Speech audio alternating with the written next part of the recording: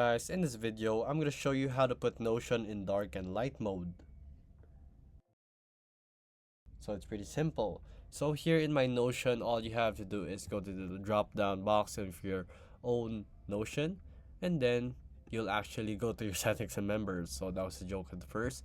So settings and members, from there you will have to go to settings.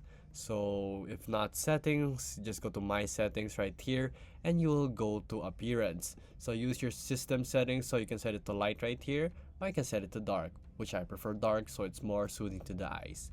So there you go guys, it's just that simple. Same goes with the application that goes in your MacBook and in your own Windows. So just go to your settings and then you will have to go to your my settings right here and use system settings, light and dark. So there you go guys, that is how you do it. If this video is helpful, please hit the like button and don't forget to subscribe.